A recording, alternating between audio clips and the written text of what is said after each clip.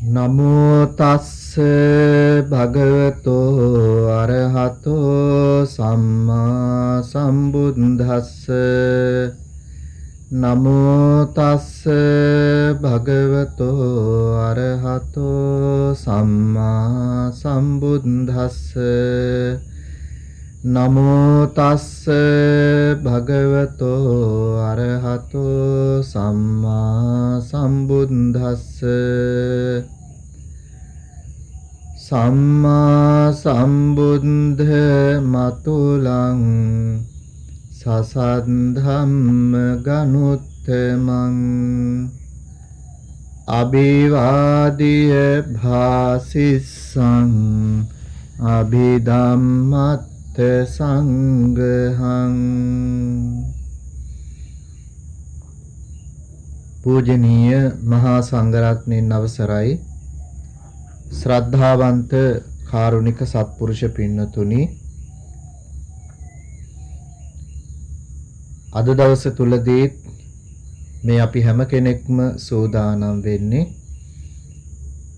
තුන්ලොවටම ශාන්තිය උදාක කොට වදාළ ඒ උතුම් වූ භාග්‍යවතුන් වහන්සේ දේශනා කර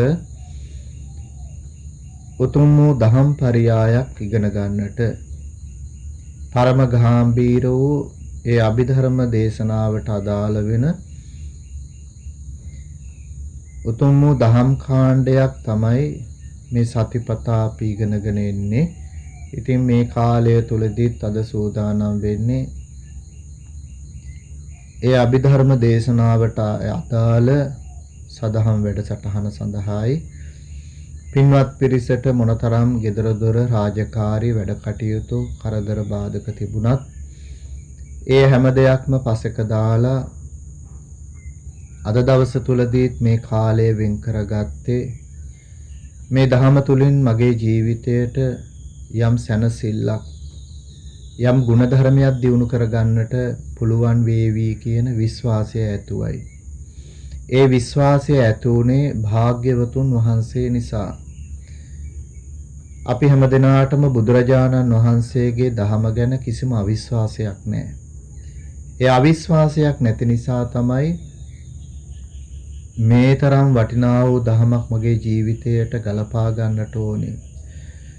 ජාති ජරා ව්‍යාධි මරණ ආදී මහා දුක්ඛ ස්කන්ධයෙන් ඈතර වෙන්නට තියෙන එකම මාර්ගය තමයි, එකම දහම තමයි මේ උතුම් වූ මේ බුද්ධ භාෂිතය කියන එක තේරුම් ගත්ත නිසා තමයි මේ කාලය තුල පින්වත් හැමදෙනාම ඒ සඳහා යොමු වෙන්නේ. එම නිසා පින්නතුනි, නිරන්තරයෙන්ම සිහිපත් කරගන්නට ඕනේ, කල්පනා කරගන්නට ඕනේ මගේ ජීවිතයට ලැබුණු උත්තරීතරම අවස්ථාව තමයි මෙන්න මේ ශ්‍රී සද්ධර්මයක් මගේ කන් වලින් නිරන්තරයෙන් අහන්නට ලැබුණු ඒ අවස්ථාව කියන එක. මේ ලෝකේ ඉන්න හැම කෙනෙකුටම මේ දහමක් අහන්නට ලැබෙන්නේ නැහැ. දහමක් ඇහුනට ඒ පිළිබඳව වැටහීමක් ඇති වෙන්නේත් නැහැ.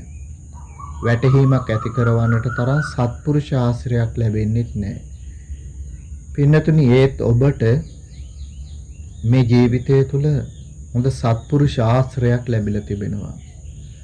සත්පුරුෂ ආශ්‍රය නිසා තමයි මේ වගේ දහමක් අහන්නට නැවත නැවතත් කාලය වෙන් කරගන්නේ. ඒ සඳහා තමන්ගේ මේ වේලාව යොමු කරගෙන තමන්ගේ මේ ජීවිතෙන් කොටසක් මොනතරම් gedara කටයුතු රාජකාරී ඒ කරදර බාධක තිබුණත් ඒව පසක දාලා මෙන්න මේ කාලය තමයි උතුම් කියලා ඒ කාලේ වෙන් කර ගන්නට සූදානම් වුණේ. මෙන්න මේ ධහම තුල තියෙන වටිනාකම තේරුම් ගත්ත නිසා, ඒ සත්පුරුෂ ආශ්‍රයයක් මුල ඉඳලම ලැබුණු නිසා, ඒ ධර්මයේ ආభాෂය තමන්ගේ ජීවිතයට එකතු කරගන්නට දැන් මේ උත්සාහවත් වෙන්නේ. ඉතින් පින්නතුනි, මෙන්න මේ කාරණාත් මතක් කරගෙන අද දවස තුලදීත් අපි මේ සතිපතා සිදු කරගෙන යනු ලබන අභිධර්ම දේශනාමය සදහම් වැඩසටහන සඳහා සූදානම් වෙමු. අපි ගියවර සාකච්ඡා කළා ගියවර වෙනකොට රූපාවචර සිත් ගැන තමයි මෙතෙක් අපි කතා කරගෙන ආවේ. රූපාවචර සිත් 15ක් තියෙනවා කියලා දැනගත්තා.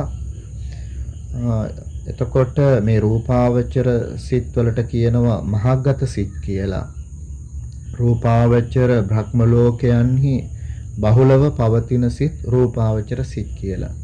පින්වත් පිරිසට දැන් මෙහෙම කියනකොට මතක් වෙනවා අපි අකුසල සිත් වලින් මේ පාඩම් මාලාව පටන් ගත්තේ. ඒ වගේ අකුසල සිත් වලින් ඊළඟට අහේතුක සිත් වලින් ඒ වගේම තමයි කාම සෝබන සිත් වලින් ඒ වගේම දැන් අපි ගියවර වෙනකොට රූපාවචර සිත් වලට ඒ කියන්නේ රූපාවචර බ්‍රහ්ම ලෝකයේ බහුලව පවතින සිත් මෙන්න මේ සිත් වලට කියනවා රූපාවචර සිත් කියලා. ඒ කියන්නේ අර කාමයන් අරමුණු කරන කාමාවචර සිත් වලට වඩා මේ සිත් ගොඩක් උසස්. ඒ වගේම තමයි ගොඩක් බලවත්, තැම්පත් ස්වභාවයකින් යුක්තයි, පිරිසිදු ස්වභාවයකින් යුක්තයි. ඒ නිසාත් මේ සිත් වලට රූපාවචර සිත් කියනවා. ඉතින් ඔන්න ඔය කියන රූපාවචර සිත් 5ක් රූපාවචර කුසල් සිත් වෙනවා කියලා ගියවර දැනගත්තා. 5ක් රූපාවචර විපාක සිත් වෙනවා කියලා දැනගත්තා. 5ක් රූපාවචර ක්‍රියා සිත් වෙනවා කියලා දැනගත්තා. ඒ අතරින් ගියවර වෙනකොට අපි ඉගෙන ගත්තා රූපාවචර කුසල් සිත් 5 මොකක්ද කියන එක. මොකද්ද දැනගත්තේ ගියවර වෙනකොට රූපාවචර කුසල් සිත් 5 මොන වගේද කියලා. දැන් අපි නැවත නැවතත් ඒක මතක් කරන්නට ඕනේ පින්වත් පිරිසට. ඒ දේශනාවට අදාළ සටහනුත් මම මේ වෙනකොට යොමු කරලා තියෙන්නේ. ඉතින් මේ දේශනාවත් අහලා ඒ සටහන තුලින් තියෙන දේශනාවේ සාරාංශය විදිහට යම් කෙනෙකුට සටහනක් අවශ්‍ය නම් නැවත නැවත ඒක කියෙව්වට පස්සේ අපි මේ සතියක් තුල ඉගෙන ගත්තේ මොන වගේ දහම් කාරණා ටිකක්ද කියන එක හොඳට වැටහෙනවා. අන්නේ සටහන එක සැරයක් දෙසරයක් කියෙව්වොත්. එම නිසා නැවත නැවත මේ ධර්මය සම්මර්ෂණය කරන්නට පුරුදු වෙන්නට ඕනේ. භාවිතා කරන්නට පුරුදු වෙන්නට ඕනේ. අපි අර නිතරම මතක් කරනවා වගේ මේ ඉගෙන ගන්නා වූ දහම් කාරණා තමන්ගේ ජීවිතයට ගලපා ගන්න දක්ෂ වෙන්නට ඕනේ. ගලපා ගන්න දක්ෂ වෙන්නේම මේ දහම තුල නිරන්තරයෙන් නැවත නැවතත් යොමු වීම හරහාමයි. අන්නේ යොමු වීම තමයි පින්නතුනි වැදගත් වෙන්නේ. නැත්තම් අර මේ කාලය තුල සිත කුසලාරම්මණයක පිහිටනවා තමයි. ඒ කුසලාරම්මණයක් තුල පිහිටන මේ සිත නැවත නැවතත් බලවත් කර ගන්නට උත්සාහවත් වෙන්නට ඕනේ. මේ ධර්මයේ මෙනෙහි කර ගන්නට ඕනේ. මේ තුල කියන්නේ මොන වගේ දහමක්ද? බුදුරජාණන් වහන්සේගේ දහම මේ තරම් පරම ගාම්භීරයි, උත්තරීතරයි, පිරිසිදුයි, ශ්‍රේෂ්ඨයි කියලා වැටහෙන්නේ පින්නතුනි දවස ගානේ මෙන්න මේක ඉගෙන ගන්නකොට. ඒ ශාස්ත්‍රෝන් වහන්සේ ගැන පුදුමාකාර ගෞරවයක් හිත තුල ඇති වෙනවා. බුදුරජාණන් වහන්සේගේ ඥාන සාගරය මේ තරම් අපරිමිතයි, ශ්‍රේෂ්ඨයි කියලා වැටහෙන්නේ මේ දහම දවසින් දවස ඉගෙන ගන්න. අනේ නිසා ඉතින් මේ සටහන් ආදියත් මේ පාඩමට සම්බන්ධ වෙනවා වගේම අපි මෛත්‍රිය මතක් කරන මේ සටහන් ආදියත් එකතු කරගෙන ඒව එදිනෙදා ඒ සතිය ගානේ කියෙව්වොත් මං හිතනවා පින්වත් පිරිසට හොඳට මේ දහම් කාරණාව ඒ සතිය ඇතුළත හොඳට වැටහෙයි, තේරෙයි. ඒ නිසා ඔන්න අපි ගියවර මතක් කළා මේ රූපාවචර කුසල් සිත් 5 පළවෙනි සිත තමයි විතක්ක විචාර පීතිසුඛ ඒකාග්‍රතා සහිත පඨම ධාන කුසල් සිත. දෙවෙනි එක විචාර පීතිසුඛ ඒකාග්‍රතා සහිත ဒုတိ ය ධාන කුසල් සිත. ඒ වගේම තමයි පීතිසුඛ ඒකාග්‍රතා සහිත තතිය ධාන කුසල් සිත.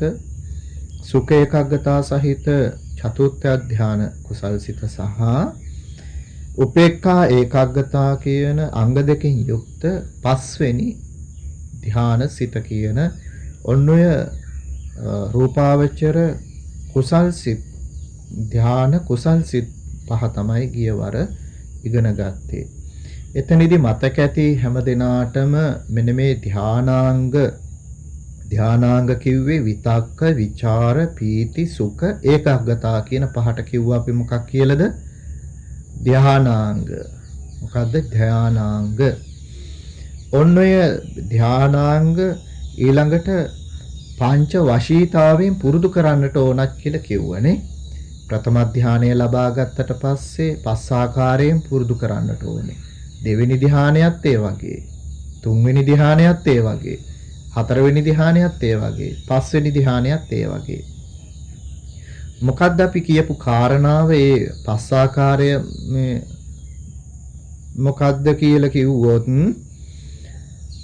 ආවජ්ජන, සමාපජ්ජන, අදිෂ්ඨාන, උත්ථාන, ප්‍රත්‍යවේක්ෂා කියන පංච වශීතාවයෙන් තමයි මේ වශී කරන්නට ඕනේ.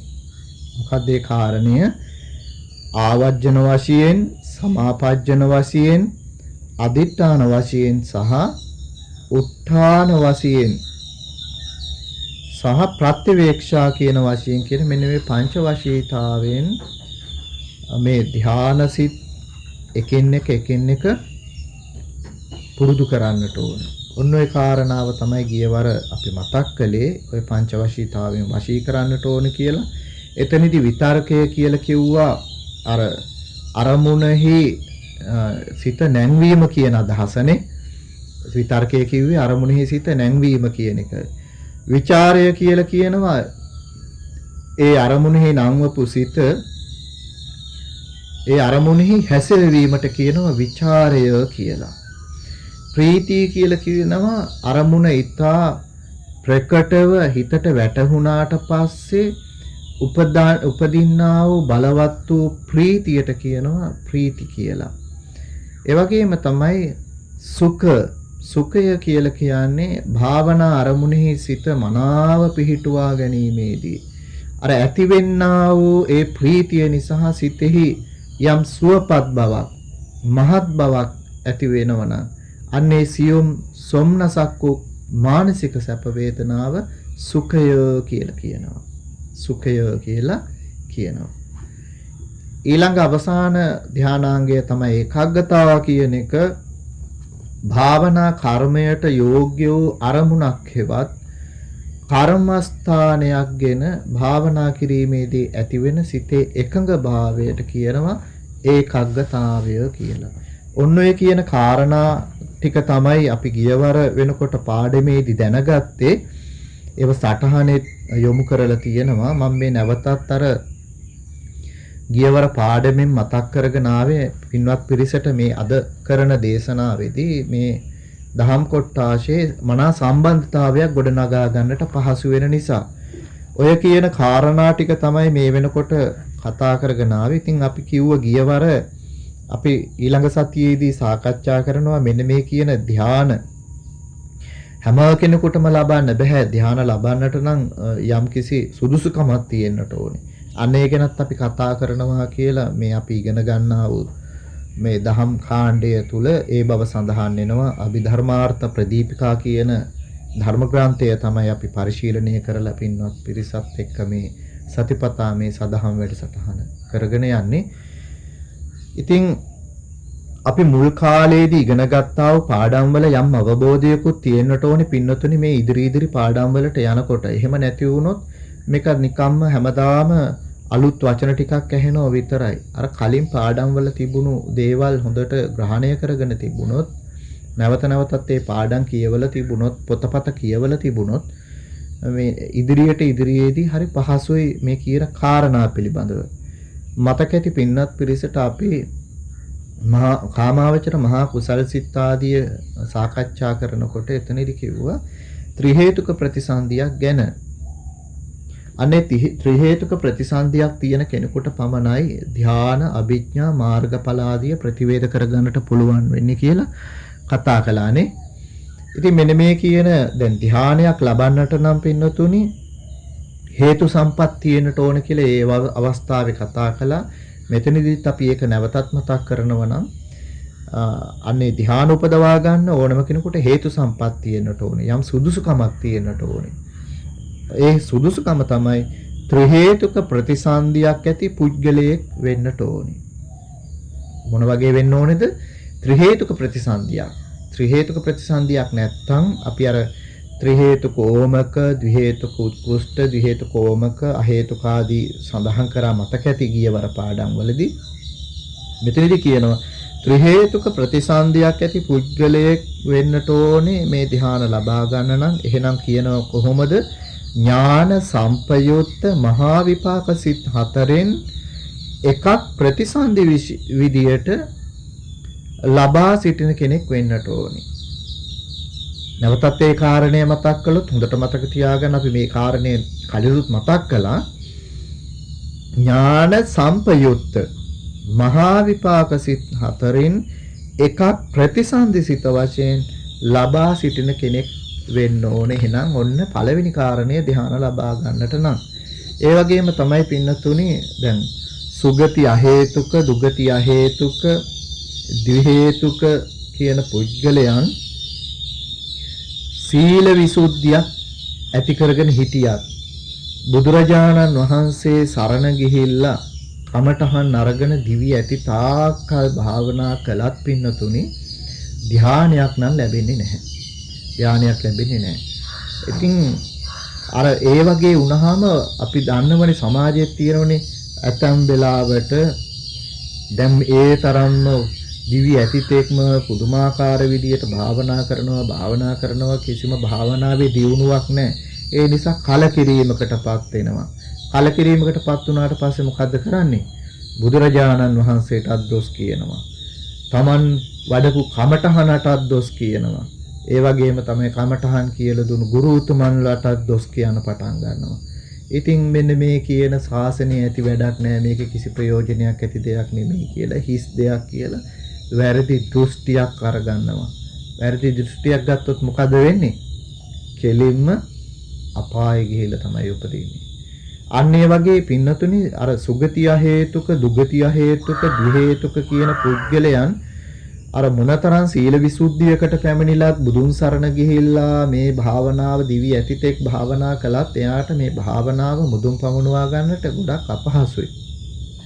ඒ වගේ අය ඉතින් අර විදියට කලකිරෙන්න පටන් ගන්නවා. මේ ශාසනය ගැන උන්මාදයටපත් වෙනවා. ඉතින් දොස්පරොස් කියලා අපරාධේ මේ වැරදි දෘෂ්ටි අරගෙන අපාගත වෙන්න පටන් ගන්නවා. මොන කාරණාවක් සිද්ධ වෙනවා. ඒ කියන්නේ මේ ඒ වගේ අයටත් ධ්‍යාන ලබා ගන්න බෑ. ඒ වගේම තමයි විපාකාවරණයෙන් මිදුණු නොමිදුණු සුගති අහේතුක, දුගති අහේතුක පුද්ගලයන්ට පින්නතුනි එක අවස්ථාවක් තියෙනවා. මෙන්න මෙහෙම හිතේ බලවත් වූ අදිෂ්ඨානයක්, බලවත් වූ කැමැත්තක් ඇති කරගෙන අර මතු ආත්ම භාවයකදී ධ්‍යාන ලබා ගන්නවා කියලා අදහසින් භාවනා කරනවනේ. එහෙම කරන්න සමහර අය ඉතින් අර වගේ දෘෂ්ටි ගන්න නැතුව ජීවිතය පරදුවට තියලා වීරියක් ඇති කරගෙන මට මේ ජීවිතේදී බැරි වුණත් ඊළඟ ජීවිතවලදී හෝ ධ්‍යාන අභිඥා මාර්ගඵල ප්‍රතිවේද කරගන්නවා කියලා පුදුමාකාර වීරියක් අරගෙන එයා භාවනා කරනවා. අන්න එහෙම භාවනා කරනකොට ඒ කරන භාවනාව හිස් වෙන්නේ නැහැ. ඒ ඊට පස්සේ අර ඔහුගේ ජීවිතයේ ඊළඟ ජීවිතේදී වෙන්න පුළුවන්. එහෙම නැත්නම් ඊටත් පස්සෙත් නැවත දෙවෙනි ජීවිතේ, තුන්වෙනි ජීවිතේදී හරි අර ත්‍රි හේතුක ප්‍රතිසන්දියක් ලබන්නට ඒ භාවනාව උපයෝගී වෙන්න පුළුවන්. අන්න ඒ නිසා වීරිය අතහරින්න හොඳ නැහැ. අපි කවුරුවත් දන්නේ අපිට කියන්න බෑ අපි ත්‍රි හේතුකද, ද්වි හේතුකද කියලා. අපි කෙසේ හෝ මේ සම්මා සම්බුද්ධ ශාසනය තුල කරන්නට ඕනේ සුදුසු කමඨහනක් අරගෙන භාවනාවක් වඩන එක. ඒ භාවනාව වඩනකොට අනේ මට දියුණුුනේ නෑ, මගේ මෙහෙ වැඩුන්නේ අනිත් අයට නම් භාවනාව වැඩුණා කියලා එහෙම කලකිරෙන්න හොඳ නෑ. ඒ වීරිය අතහරින්න හොඳ නෑ. ඒ දොස්පරොස් කියන්න හොඳ නෑ. තමන් වඩන කමඨහන, තමන් වඩන ඒ ප්‍රතිපදා මාර්ගයේ පිරිසිදුව වඩන්න. හොඳ පිරිසිදු සීලයක ඉඳලා පිරිසිදු දෘෂ්ටියක ඉඳගෙන ඒ කටයුත්ත සිදු කරගන්නට උත්සාහවත් වෙන්නට ඕනේ. අන්න ඒ විදියට කළොත් අර ඒ භාවනාවත් මේ ජීවිතේදී කරන භාවනාව හිස් වෙන්නේ නැහැ. දෙවෙනි ජීවිතේ, තුන්වෙනි ජීවිතේදී වගේ ඔහුට ත්‍රි හේතුක ප්‍රතිසන්දියක් ලබන්න ඒ කාරණාව හේතු වෙන්න පුළුවන්. අන්න ඒක ගොඩක් වැදගත්නේ. මම හිතනවා ඒ කාරණය අන්න එහෙම හිතේ තියාගත්තොත් ඕන කෙනෙකුට සමහර වෙලාවට ඉතින් මේ ජීවිතයේදී ධ්‍යාන අභිඥා මාර්ගඵල උපදවා ගන්න පුළුවන්. ඒ සුදුසු කෙනාට අර තියෙන හේතු සම්පත් උදා වෙච්ච කෙනාට බැරි කෙනාට ආසන්න ජීවිතයකදී හෝ ත්‍රි හේතුක ප්‍රතිසන්දියක් ලබාගෙන ඒ ධ්‍යානාදිය වඩා ගන්න පුළුවන්. ඒ වගේම තමයි මේ ධ්‍යාන භාවනා වඩන්න සංසාරයේ භාවනා පුරුදු කරපු කෙනෙක් වෙන්නත් ඕනේ. අන්න එතකොට එයා යම් තැනක කෙතක වැඩ කරන්නට ගියත් එයාට කමඨහනක් ඒ කියන්නේ කසින නිමිත්තක් වගේ දෙයක් වෙන්නත් පුළුවන්. අර මේ කියන්නේ කසින නිමිත්තක් මේ අරමුණු වෙලා ධානය උපද්දවා ගන්නට තරම් සමර්ථ වෙනවා. අර පෙර ජීවිතවල භාවනා කරපු අයට පින්නතුනි තමන් යම් තැනක කෙතකට ගියත් කුඹුර වැඩ කරන්න ගියත් එතනත් ඒ යම් අරමුණක් මූලික කරගෙන කසින නිමිත්තක් බවට පත්වලා එතනදී ධ්‍යාන ලබා ගන්න පුළුවන් මට්ටමක් උදා වෙනවා. ඒ වගේම තමයි පින්නතුනේ දැන් ගොඩාක් ධනෙ තියෙන අය ඉන්නවනේ. ගොඩක් ධනෙ තියෙන අය. අනේ ගොඩක් ධනෙ තියෙන අයට වස්තු ලෝභය නිසා ත්‍රි හේතුක ප්‍රතිසන්දියක් ලැබුණත් මේ ධ්‍යාන ලබා ගන්න බෑ. ඒ ගොඩාක් වස්තුව තියෙනකොට ඒ වස්තුවට තණ්හාවෙන් ඒව ආරක්ෂා කර කර ඉන්නව මිසක්වා ධ්‍යාන අභිඥා උපද්දවා ගන්න හිතක් පහළ වෙන්නේ නෑනේ. එහෙම පහළ කරගන්නෙත් නෑනේ. ඇයි ධනය නිසා උමුතු වෙලා ඉන්නේ. ඒ අයට ඉතින් කොහොමත් ධ්‍යානයක් ලබා ගන්න බෑ. ඒ වගේම තමයි නික්කාරණය මේ උපසම්පදා භික්ෂුන් වහන්සේලාට තියෙනවනේ සතර පරාජිකා. ඔන්න ඔය කියන සතර පරාජිකා පත්තියට පත්තුණු භික්ෂුන් වහන්සේලා ත්‍රි හේතුක ප්‍රතිසන්දිලාභී වුණත් උන්වහන්සේලාට ධ්‍යාන ලබන්න බෑ. එහෙම ධ්‍යාන ලබන්න ඕන නම් පරාජිකා පත්තියකටපත් වෙලා තියෙනවා නම් භික්ෂුන් වහන්සේලා ගිහි වෙන්නට ඕනේ. ගිහි වෙලා නැවත පංචශීලයේ සමාදන් වෙලා මේ නැවත නැවත භාවනා කළොත් අන්නේ ත්‍රි හේතුක ප්‍රතිසන්දියක් ලැබලා තියෙනවා නම් ඔහුට පුළුවන් ධ්‍යාන උපද්දවා ගන්න. ධ්‍යාන උපද්දවා ගන්න. ඒ වගේම තමයි ක්ලේශාවරණයෙන් මිදුණු කෙනෙක් වෙන්නත් ඕනේ. ඒ කියන්නේ දැන් මිත්‍යා දෘෂ්ටිය කියන එක බලවත් වූ ක්ලේශාවරණයක්නේ. ඔන්න ඔය කියන ක්ලේශාවරණයෙන් තොර වෙච්ච කෙනෙක් වෙන්නට ඕනේ. ඒ වගේම තමයි ධ්‍යාන මේ හොඳ කමඨහන් දෙන ගුරුතුමන් වහන්සේ නමක් හමුවේ සීලයක පිහිටලා උන්වහන්සේගේ අවවාද අනුශාසන අරගෙන තමන්ගේ චරිතයට සුදුසු කමඨහනක් අරගෙන භාවනා කරන්න පටන් ගන්න ඕන. ඉතින් ඒ කමඨහන ගත්තට පස්සේ සුදුසු ස්ථානයක් වෙන්න ඕනේ. ඒ තමන්ට ගෝචර ස්ථානයකට ගිහලා ඒ භාවනාව වඩන්නට ඕනේ. තමන්ගේ චරිතය කොහොමද කියලා චරිතයට ගැලපෙන ආකාරයේ කමඨහනක් ගත්තොත් මං හිතනවා ගොඩක් අයට සප්පාය වෙනවා. ඒක හොඳට වැඩෙන්න පටන් ගන්නවා. ඉතින් අර තියෙන්නම් බාලේ හැම එකක්ම වඩා යනවට වඩා හැම එකක්ම පුරුදු කර ඉන්නවට වඩා ඒ කාලය අපතේ යවනවට වඩා සුදුසු කර්මස්ථානාචාරින් වහන්සේ නමක් ළඟට ගිහිල්ලා මේ පිළිබඳව හොඳට හසල දැනුමක් තියෙන උන්වහන්සේගෙන් තමන්ගේ චරිතයට අනුකූලව හොඳ සුදුසුකමටහනක් අරගෙන ගෝචර ස්ථානයකට ගිහිල්ලා මේ භාවනාව ප්‍රගුණ කරන්න පටන් ගත්තොත් ධ්‍යාන ආදී උපද්දවා ගන්න පුළුවන්. තමන්ගේ ජීවිතයේ තුනුරුවන්ට පූජා කරලා භාවනාව ආරම්භ කරන්න ඕන. ඉතින් ඒ විතරක් නෙමේ හොඳ පිරිසිදු සීලයක් තියෙන්න ඕනේ. ඒ සීලයක පිළිහිටලා තුනුරුවන් සමා කරගෙන උතුමන් සමා කරගෙනනේ ඔය කාරණා කීපයක් තියෙනවනේ. පූර්ව කෘත්‍ය ටිකක් තියෙනවනේ. ඔය කියන පූර්ව කෘත්‍ය ටික සිදු කරගෙන සුදුසුකමටහනක් අරන් භාවනා කළොත් තමන්ට හේතු සම්පත් තියෙනවා නම් මේ ධ්‍යාන ආදී උපද්දවා ගන්න පුළුවන්. මේ ජීවිතයේදී ඒක ඉපදුනේ නැතු වුණත් වීරිය අඩු කරන්නේ නැතුව මොකද්ද කරන්න තියෙන්නේ? ඒ දිගින් දිගට ඒක භාවනා පුහුණුවක් කළොත් අන දෙවෙනි ජීවිතයේ තුන්වෙනි ජීවිතයේ මතු ජීවිතයක ත්‍රි හේතුක ප්‍රතිසන්දිලාභීව මේ භාවනා මාර්ගය තුල දියුණු කර ගන්නට පුළුවන්කම ලැබෙනවා. කෙසේ හෝ මතු ජීවිතවලට මේක කල් දාන්න කියන එක නෙමෙයි මේක සඳහන් කරන්නේ. මේ ජීවිතයේදීම උත්සාහවත් විය යුතුයි මේ කාරණය මුදුන් පමුණුවා ගන්නට. ඉතින් ඔන්න ඔය විදියට තමයි ඔය කාරණාව අපිට අද මේ සාකච්ඡා කරන්න තියෙන්නේ මතක් කරන්න තියෙන්නේ. දැන් මං හිතනවා මේ ටික නැවතත් කියන්න අවශ්‍ය වෙන්නේ නැහැ. ඔය කාරණා ටික සාමාන්‍යයෙන් අපි කලිනුත් මේ දේශනාවේදී කියනකොට තනින් තන මේ කාරණා අඩංගු වුණා. මතක ඇති. ඒ වගේම තමයි දැන් මෙතන සඳහන් වෙනවා අගෝචර ස්ථාන. ඒ කියන්නේ කමඨහනක් වඩන්න නුසුදුසු ස්ථාන විදියට ස්ථාන කිහිපයක් සඳහන් වෙනවා. පින්නතුනි දැන් මේ සුදුසු කමඨහන් ලබා ගන්න චරිතයට අනුකූලව කමඨහන් ලබා ගැනීම ආදිය ගැන වැඩි විස්තර දැනගන්න ඕන නම් මේ කියන අගෝචර ස්ථාන, ගෝචර ස්ථාන ආදිය දැනගන්නට ඕන නම් මේ භාවනාවට අදාළ වෙන කරුණු කාරණා විසුද්ධි මාර්ගය තුල තියෙනවා. ඒ විසුද්ධි මාර්ගය පුළුවන් අයට පුළුවන් නම් ඒක කියවල ඒ කරුණු කාරණාත් තමන්ගේ දැනුමට දහම් දැනුමට එකතු කරගන්න. එතකොට තමයි මේ පිළිබඳව හසල දැනුමක් අවබෝධයක් ඇති වෙන්නේ.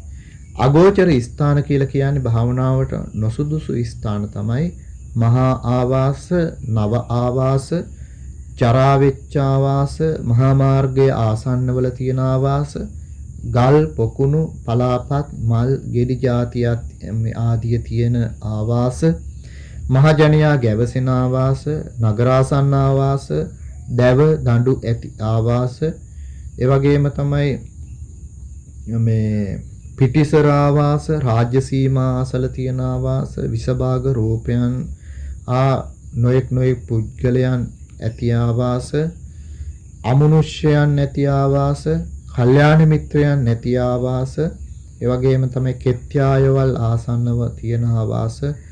මේ වල මෙන්න මේ තිය කියන ස්ථාන වලින් වෙන් වෙච්ච තැනක් වෙන්න ඕන යෝගාවචරයක මෙන්න මේ කියන කමඨහන වඩා ගන්න. කල්යාණ මිත්‍රයෙක් හොඳ කල්යාණ මිත්‍රයෙක් ජීවිතයට ලං කරගෙන භාවනාවට සුදුසු ගෝචර ස්ථානයකට ගිහිල්ලා අර වගේ අර මිනිස්යන්ගෙන් අමනුෂ්‍යයන්ගෙන් තිරිසන් ආදී සත්වයින්ගෙන් වෙනත් ආදී බාහිර කරදර වලින් දුරු වෙච්ච තැනකට ගිහිල්ලා සුදුසු කමඨහන අරගෙන භාවනාව වැඩුවොත් මං හිතනවා මේ කියන අපි කතා කරපු මේ කොටස තමන්ගේ ජීවිතයට එකතු කරගන්නට පුළුවන්. එතකොට අපි මේ මෙතෙක් කතා කරපු මේ කොටාසය තමන්ගේ ජීවිතයට එකතු කරගත යුතු දෙයක්ද? එකතු කරගත නොගත යුතු දෙයක්ද? බැහැර කළ යුතු දෙයක්ද? මේ කතා කරපු කොටාසය ජීවිතයට එකතු කරගත යුතු දෙයක්, ගලපා ගත යුතු දෙයක්, බැහැර කළ යුතු දෙයක් නෙමෙයි. ඉතින් බොහෝ දෙනෙක් හිතනවා මේ මතිමතාන්තර තමයි මතයක් තමයි මොකටද මේ ධ්‍යාන වඩලා ධ්‍යාන වැඩිවීමෙන් ඇති වැඩක් නැහැ. එහෙම කියලා. මෙහෙමයි.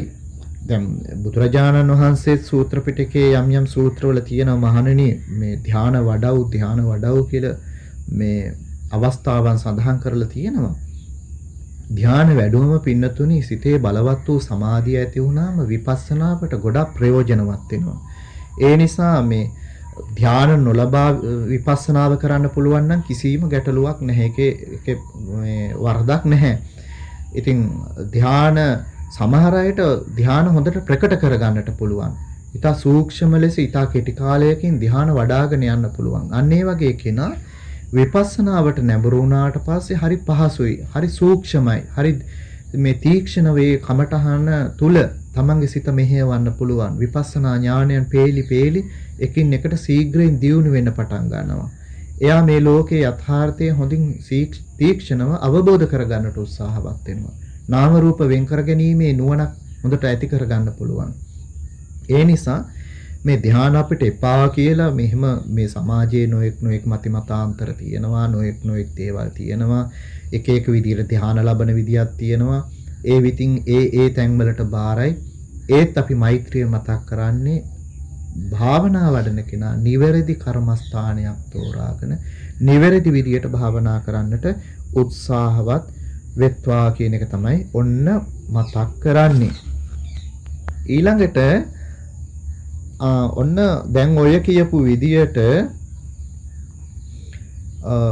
තමන්ට සුදුසු කමටහනක් අරගෙන තමන්ගේ චරිතයට සුදුසු කමටහනක් අරගෙන ඔය කසිනාදී අරමුණක් අරගෙන භාවනා කරොත් සුදුසු ආචාර්යයන් වහන්සේ නමක් ඉඳගෙන මේ තමන්ගේ ජීවිතයට ඒක වැදගත් වෙයි.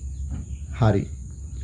ඔන්න ඔය කියන කාරණා ටික තමයි අපි දැන් අර මෙතෙක් කතා කළේ මොකක් ගැනද මේ ධ්‍යාන උපදවා ගන්නට මේ සුදුසුකන්නේ.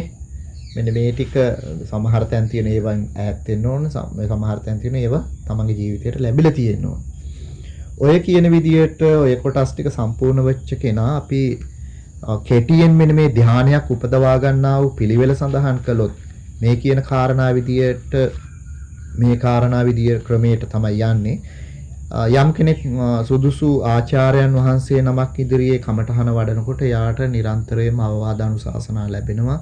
මේ විදියට කරන්න දැන් මෙතනදී මෙන්න මේ වැඩපිළිවෙලයි අවශ්‍ය වෙන්නේ කියලා. ඉතින් එතකොට තමන්ට මේ භාවනාව තුළින් ධානය උපදවා ගන්න ඉදිරියට යන්න පුළුවන්. අපි මේ පාඩමට අදාළ වෙන විදිහට මේ කාරණාව ධානයක් උපදවා ගන්න කොහොමද කියලා කෙටියෙන් මතක් කරගත්තොත් මේ තමන්ට අර කියන වගේ සුදුසු ස්ථානයකට ගිහිල්ලා පඨවි කසිනිය කර්මස්ථාන වශයෙන් ගත්තා කියලා අපි හිතමු. අපි දැන් මෙතනදී කතා කරන්නේ පඨවි කසිනිය ගැන විතරයි. ඔන්න පඨවි කසිනිය කර්මස්ථානයක් වශයෙන් අරගත්තාම මේ පඨවි කසිනියට කියනවා ඒ පරිකර්ම නිමිත්ත කියලා. ඒ කසින මණ්ඩලය ඒ පඨවි කසිනිය ඉදිරියේ තබාගෙන තමන්ට සුදුසු ඉරියව්වකින් පద్මාසනයෙන් වෙන්න පුළුවන්. ආර්ධ පර්යංකයෙන් බද්ධ පර්යංකයෙන් කියන ওই දෙකෙන් වෙන්න පුළුවන්. අන්නේ කියන කර්ම නිමිත්ත ඉදිරියේ පරිකර්ම නිමිත්ත ඉදිරියේ තබාගෙන ඒ නිමිත්ත දෙස මනාව බලන්නට පුරුදු වෙන්නට ඕනේ. හොඳින් බලන්නට පුළුවන් අඩි 2මාරක් 3ක් විතර ඈතින් තියාගෙන මේ විස්තර කතනයන් විසුද්ධි මාර්ගය තුල තියෙනවා. ඒ විතින් ඒව කියවලා දැනගන්න. අපි මෙතනදී විසුද්ධි මාර්ගයට අදාළ පාඩමක් නෙමේ නිසා මේ ටික කෙටියෙන් සඳහන් කරගෙන යන්නේ. ඔන්න ඔය කියන පඨවි කසිනිය ගැන මූලික කරගෙන තමයි අද මේ සඳහන් කරන්නේ. ඔය පරිකර්ම නිමිති ඉදිරියේ තියාගෙන සුදුසු ඉරියව්වකින් ඉඳගෙන අනේ නිමිත්ත දිහා බලාගෙන පඨවි කියන විදියට ඒ පරිකර්ම භාවනාව ආරම්භ කරනවා. අර කසින මණ්ඩලයේ දිහා බලාගෙන පඨවි කසිනියනේ දැන් ඔන්න හදලා අපි බලාගෙන ඉන්නේ නේද? ඔය කියන පඨවි කසිනිය දිහා බලාගෙන ඒකට කියනවා පරිකර්ම නිමිත්ත කියලා. අනේක දිහා බලාගෙන ඒ නිමිත්ත දිහා බලාගෙන පඨවි කිය ඒ දිහා බලාගෙනම ඒ අරමුණු කරගෙනම පරිකර්ම භාවනාව ආරම්භ කරනවා. මේ විදියට භාවනා කරගෙන යනකොට අන් අරමුණු බාහිර අරමුණු මේ එන එක අඩු වෙන්න පටන් ගන්නවා. වෙන දේවල් දකින්න ස්වභාවය, වෙන දේවල් ඇහෙන ස්වභාවය, දැනෙන ස්වභාවය, වැටහෙන ස්වභාවයන් අඩු වෙලා මේ කියන පරිකර්ම නිමිත්තේම සිත පවත්වා ගන්නට පුළුවන්කම ලැබෙනවා. පරිකර්ම නිමිත්තේම සිත පවත්වා ගන්නට පුළුවන්කම ලැබෙනවා. දැන් එහෙම අර බාහිර අරමුණු වලින් ඈත් වෙලා ගිහලා මේ පරිකර්ම නිමිත්තේම සිත පවත්වා ගන්නට පුළුවන් වුණාට පස්සේ සිතේ බලවත් වූ එකඟ භාවයක් ඇති වෙනවා. බලවත් වූ සිතේ මේ සංසුන් බවක් ඇති වෙනවා. අන්න එතකොට අර ඒ එකඟ භාවයත් එක්ක අර පරිකර්ම නිමිත්තෙහි තිබුණු සියලුම වර්ණ සටහන් ආදී මනා ලෙස වැටහෙන්න පටන් ගන්නවා. බාහිර දේවල් ගැන නෙමෙයි දැන් වැටහෙන්න පටන් ගන්න. අර පරිකර්ම නිමිත්තෙහි තිබුණු වර්ණයේ සටහන් ආදී හොඳට වැටහෙන්න පටන් ගන්නවා. අන්න එතකොට ඒ කියන්නේ අර කසින මණ්ඩලේ හොඳට ග්‍රහණය වෙලා දැන් යෝගාවචරයට තියෙන්නේ වෙන අරමුණු වලින් ඈත් වෙලා. ඊළඟට එයා දැන් ඔන්නේ අර මණ්ඩලය ඒ කියන්නේ පරිකර්ම නිමිත්ත අයින් කරලා මේ වටපිට බැලුවත් ඇස් වසාගෙන බැලුවත් අන්නේ අර නිමිත්ත විතරයි එයාට සිතට හමු වෙන්න පටන් ගන්නෙ. වෙන කිසි දෙයක් අර වෙන්නේ නැහැ. අර මණ්ඩලයේ දිහා බලන්නේ නැතුව ඇස් දෙක බලාගත්තත් වෙන දිහා බැලුවත් අර බාහිර දේවල් නෙමෙයි අරමුණු වෙන්නේ. අර පරිකර්ම නිමිත්ත විතරමයි කොහේ දිහා බැලුවත් එයාට වැටහෙන්න දැනෙන්න පටන් ගන්නෙ. ඔන්න ඔය විදියට වැටහුණාට පස්සේ ඒ නිමිත්තට කියනවා උග්ඝහ නිමිත්ත කියලා. මොකක් කියලාද? උග්ඝහ නිමිත්ත. උග්ඝහ නිමිත්ත. එතකොට මේ උග්ඝහ නිමිත්ත කියලා කියන්නේ අර බාහිර වෙනස් දේවල් නෙමෙයි. දැන් වටපිට බැලුවත් ඇස් පියාගෙන බැලුවත් අර කලින් ගත්තා වූ නිමිත්ත විතරමයි, වෙන කිසි දෙයක් හිතට හමු වෙන්නේ නැහැ. ඒ නිසා මේ නිමිත්තට කියනවා උග්ඝහ නිමිත්ත කියලා. දැන් මෙන්න දැන් මේ උග්ඝහ නිමිත්ත ලබාගත්තු කෙනාට අර පරිකර්ම පිනිසය පරිකර්මයේ නැවත නැවත අරමුණ ලබා ගන්න ඉදිරියේ තබාගත්තා වූ කසින නිමිත්ත දැන් උවමනාවක් ඇත්තේ නැහැ. දැන් මේ යෝගාවචරය මේ වෙනකොට යාට දැන් ඕනේ නැහැ. ඒක නැතුව ඕන තැනක ඉඳගෙන අර කසින නිමිත්ත මේ හොඳට අරමුණු කිරීමේ හැකියාවක් තියෙනවා. අන්න එතකොට මේ කසිනේ මණ්ඩලය අතහැරලා දාලා තමන්ට විවේක ඇති ස්ථානයකට ගිහිල්ලා ඒ සිතට වැටහුණු අර පඨවි නිමිත්ත නැවත නැවතත් භාවනා කරමින් යෙදෙන්න පටන් ගන්නවා. අන්න ඒ විදිහට බොහෝ වෙලාවක් අර මේ උග්ඝහ නිමිත්ත අරමුණු කරගෙන භාවනා කරනකොට ඒ උග්ඝහ නිමිත්ත විවෘත කරගෙන පළමුවෙන්ම අන්න පළවෙනි වතාවට කනා මැදිරි ආලෝකයක් පමණ පුංචි ඊතා ප්‍රසන්න වූ සියුම් වෙච්ච ආලෝකයක් පමණ ඒ අතිශයින් ප්‍රසන්න වූ කසින ප්‍රතිභාග නිමිත්ත කියන ඒ කසින ආලෝකයේ උපදින්න පටන් ගන්නවා. ඒකට කියන්නේ කසින ප්‍රතිභාග නිමිත්ත කියලා. ඒ අවස්ථාවේදී මේ පළවෙනි වතාවට තමයි මේ කණාමැදිරි ආලෝකයක් වගේ අතිශයින් ප්‍රසන්න වෙච්ච මෙන්න මේ කියන කසින ආලෝකයේ උපදින්නේ. දැන් ඔන්න මෙතනදී රැවටෙන්න පුළුවන් මේ පුංචි හරි ප්‍රසන්න අවස්ථාවන ජීවිතයේ පළවෙනි අවස්ථාවටනේ මේ වගේ දෙයක් දකින්නේ අත්විඳින්නේ. ඉතින් එතකොට මෙන්න මේ කියන කසිනාලෝකය ලැබුණට පස්සේ මේ මුල් අවස්ථාවේ යෝගාවචරය රැවටෙනවා. ධානයේ ඉපදුනා කියලා. නමුත් පින්නතුනි මෙතනදි වෙනකොට ධානයේ ඉපදිලා නැහැ. අන්න ඊට පස්සේ මොකද කරන්නේ? මෙන්න මේ කියන ආලෝකය මහත් වේවායි විශාල වේවායි කියලා කැමැත්තක්. ඒකට අපි කියනවා නිකාන්තිය. මොකද්ද වචනය? නිකාන්තිය. කැමැත්ත උපදවාගෙන අන්නේ ඇති වුණා වූ කසිනාලෝකය අරමුණු කරගෙන පඨවි කියලා නැවත නැවතත් භාවනා කරන්න ඕනේ.